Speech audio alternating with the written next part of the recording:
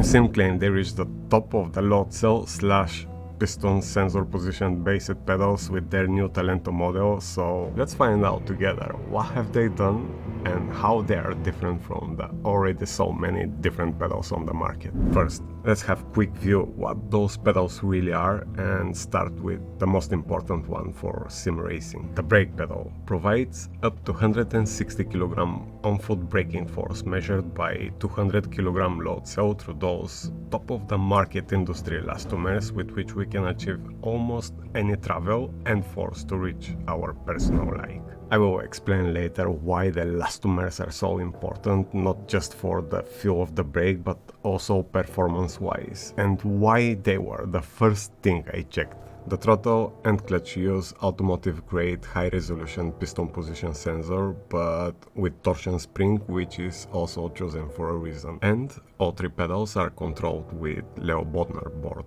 Everything sounds pretty familiar till now, but before we dive deep into the good stuff, let's see how and where those pedals are built. Imsim are based in Portugal and they have very interesting background. Actually, the mother of the company is Sirmaf. They are over 30 years in the automotive industry, fulfilling orders of special machines which are designed and manufactured in-house for specific purposes like assembling or testing automotive parts. So they have built over 30 years knowledge of special complex machinery and robotics designs, including software. As we can see, the Talento pedals are not born in some random garage, but actually in company which produce machinery for the automotive industry. I don't know for you, but from my perspective, my visit there put them in little disadvantage as I already built in my mind really high expectations. Before that production tour, I had zero experience with the pedals, so they had to be good if they wanted to meet my sick imagination. When I saw them first time from aesthetic point of view, my first impression was, well, just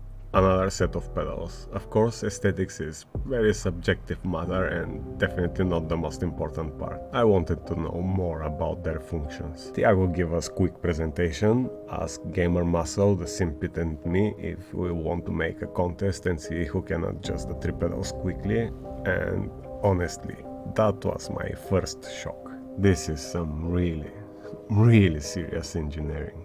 Now, before I tell you if I become faster or more consistent, or even if I prefer those before anything else I ever had attached to that rig, let's have a closer look. This is the full kit which they sent for free to me to test and review for you, but that doesn't mean I will be extra kind with them. 4 boxes and each can be ordered separately, so we can have exactly what we need for our individual case. The presentation of the packaging is very stylish with the blue and red ambient lighting, which I personally use a lot as those colors are on the opposite side in the color wheel spectrum, which creates very pleasant contrast for the eye. Many companies use that for ages and will always be relevant.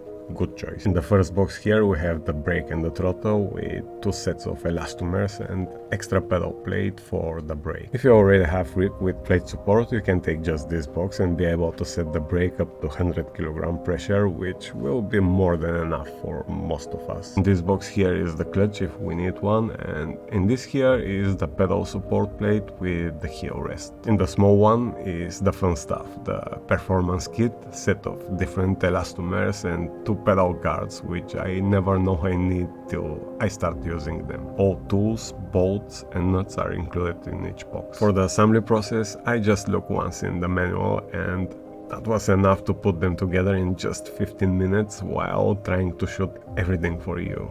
Very slick experience. Let's start with the clutch and the throttle as they have similar design. I'm not going to tell you the thickness of the different stainless steel parts as I feel that's irrelevant, but they claim they tested the brake pedal for 23 consecutive days with 200 kg on-foot pressure and achieved 2 million cycles, and the pedal was like new with zero wear or looseness in the connecting parts. 2 million cycles with 200 kilogram pressure sounds really impressive to me, considering we can achieve 160 kilogram pressure with those elastomers. Adjustability. If the rig pedal plate is flat, we can adjust the angle from here, but they can be reversed upside down as well. Little adjustment on the piston angle for hardest and softer feeling from the front, and very clever engineering piston adjustment on that system here, which we can move with the provided tool with bare hands or even single-handed, as James did in that contest. Preload on the torsicle spring, which is another clever move, as this will remain silent forever with 4 different preload positions. I found the middle stiff settings works perfect for me, which means every personal like will be covered. That big flat pedal plate with the very smooth surface feels also great with shocks, and I definitely feel good control at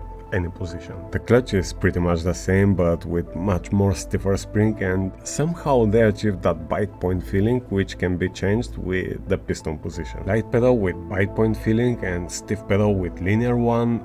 Honestly, I see that option first time. The rest of the settings are just like on the throttle. No sliding locks are used, and every position is firmly secure in place to ensure optimal use. Travel adjustment as well, which can be changed from this bolt here, covered with rubber to dump the hard stop sound, and I have to say all 3 pedals are really quiet, much quieter than anything else I used before, except probably those which were equally quiet. For the clutch and the throttle, they use piston position high resolution sensor, to which I was a bit skeptical because of my previous experiences with Logitech sensors, but they just laugh at me. They said this is automotive grade high-end sensor, tested and used in real cars, and have nothing to do with my previous experiences. It is made to work for many years with zero maintenance, and actually they claim this product don't need any maintenance at all except brushing the dust for cosmetic reasons. The confidence they have about the reliability of these pedals is next level, but I guess being 30 years in the industry producing complex machines and even machines which must test different products, this project must have been piece of cake. Let's move to the brake pedal. The same angle adjustability with 200 kg load cell controlled from the 16-bit Leo Bodnar board. This pedal can actually achieve 160 kg on-foot plate force with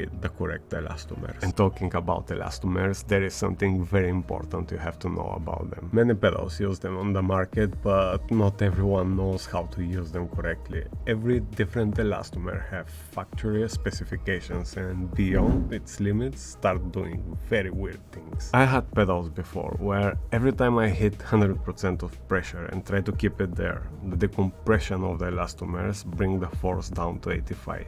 And even worse, every time I release the brake, the force goes to 0, then move back to around 10%, and then goes back slowly to 0, which really hurt my times and my driving. That drove me crazy for weeks till I found what was the problem. My first question to the Imsim engineers were if they are aware of this issue, and they were like little surprised. Then they took out their kit and showed me what have they done. A custom-made machined stopper for each individual elastomer to keep it working in the factory specifications. They showed me the graph for each individual elastomer and told me they work around that to the last micrometer to make sure will work correctly and have infinite lifetime. I think that was the point where I start looking on those engineers with completely different eyes before I even touch the pedals. The kit is with dual stage brake face with that spring here, which can be set to simulate path to disc space or be used for precise trail braking, which I personally prefer. Swapping the different elastomers is simple, and if we have the performance kit, we can do dozens of combinations from long, soft travel to stiff and very short. The dual pedal kit comes with those 2 elastomers, which can be set to 100 kg face plate pressure and extra symmetrical pedal plate, but if you race mostly on socks as I do, those smooth face big white plates are the most comfortable I ever used. Actually having white contact with the plate, it feels like I have much smoother control on my inputs. When I saw those plates first time, I wasn't sure how to feel about them, and now I'm thinking why no one had that idea earlier. Honestly, for my personal like, I'm absolutely fine with those basic kit, but if you need to take the maximum, here is the performance kit. Different set of elastomers and each one with those custom machined parts to keep the optimal performance, and 2 pedal guards. One for the throttle to keep the feet in place and one for the brake to make sure the feet will never slip between both plates. Another very clever part are those self-locking nuts. We can just tighten and untie the pedal plate, the heel support or each pedal with single tool from the top, move it on the required position or take it completely without any effort. Those for me are big advantage to swap or move around, and because of the compact design I was first time able to put 3 pedals and actually have the brake straight in front of my left feet, which helps so much in my brake control and probably saved me from some injury. Software is very simple to use, calibrating sensors and load cell, creating dead zones or curves and setting profiles for different cars with different elastomers, and files can be shared between users too. So, $1 million question.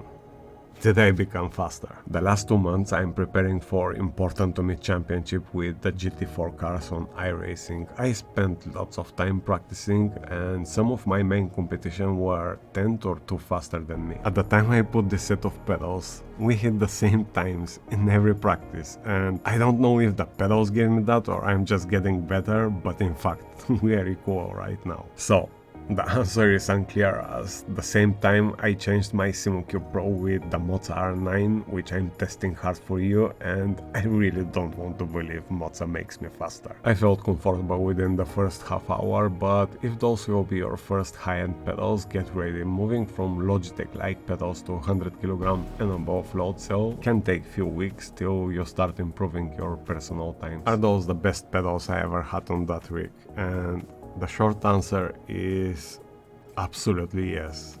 The long answer is I haven't ever tested the Heusinkveld Ultimate on my rig. I drove them many times on other rigs, but that is not the same thing, so I can't compare them to the Ultimates, but I can clearly say they are much better than the sporting feeling, and they are indeed in different class. Of course those are more expensive. The 2 pedal kits cost around $750, the clutch $276, the universal plate with the heel rest $122, and the performance kit $139. Even the entire kit is still cheaper than the Ultimate 3 pedals only, which is something we really want to see on the market. Direct competitor with little bit better prices. Here is my opinion about the selling point of those Imsim Talento pedals. The really fast and easy adjustability. The very wide range of brake feeling from 50 kg long travel to 160 short travel and anything in between. Clutch adjustable with bite point and linear feeling. The smooth and wide design of the brake and throttle plate makes them the most comfortable set I ever had in that rig. The compact design allows me to set the brake exactly in front of my left feet for better control. Build quality and engineering comes from 30 years experienced company. Absolute tank build which looks will exist longer than me. Only high-end electronics and parts are used, zero compromises there, and those clever self-locking nuts makes my life so much easier. The quality control is really next level. I saw the build process and I can tell you every part is assembled with the required torque and checked. I can show you that as they really want to keep some things secret from the competition, but this company is all about quality. If I found something negative with the time, I will be the first to report in the comment section, and if some of you already have those and have something negative to say, please set a comment so other people can read and not just rely on my experience only. If you have some questions, let me know and I will try to answer quickly, and for now I will jump to test another exciting gears. See you on the next one.